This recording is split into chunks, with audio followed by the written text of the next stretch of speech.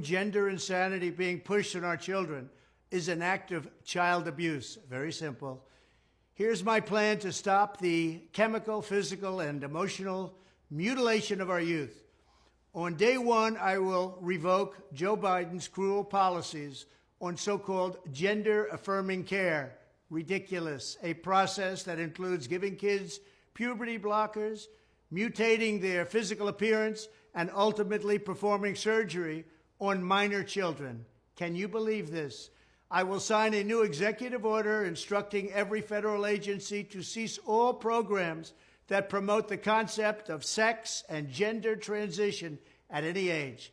I will then ask Congress to permanently stop federal taxpayer dollars from being used to promote or pay for these procedures and pass a law prohibiting child sexual mutilation in all 50 states. It'll go very quickly. I will declare that any hospital or healthcare provider that participates in the chemical or physical mutilation of minor youth will no longer meet federal health and safety standards for Medicaid and Medicare and will be terminated from the program immediately. Furthermore, I will support the creation of a private right of action for victims to sue doctors who have unforgivably performed these procedures on minor children. The Department of Justice will investigate Big Pharma and the big hospital networks to determine whether they have deliberately covered up horrific long-term side effects of sex transitions in order to get rich at the expense of vulnerable patients, in this case, very vulnerable. We will also investigate whether Big Pharma or others have illegally marketed hormones and puberty blockers which are in no way licensed or approved for this use. My Department of Education will inform states and school districts that if any teacher or school official suggests to a child that they could be trapped in the wrong body, they will be faced with severe consequences, including potential civil rights violations for sex discrimination and the elimination of federal funding.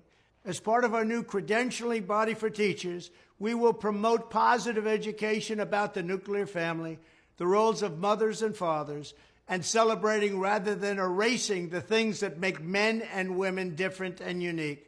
I will ask Congress to pass a bill establishing that the only genders recognized by the United States government are male and female, and they are assigned at birth.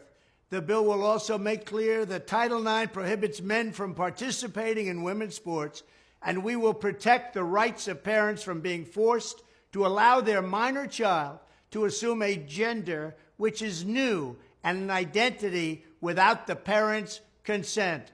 The identity will not be new, and it will not be without parental consent. No serious country should be telling its children that they were born with the wrong gender, a concept that was never heard of in all of human history. Nobody's ever heard of this, what's happening today. It was all when the radical left invented it just a few years ago. Under my leadership, this madness will end. Thank you very much.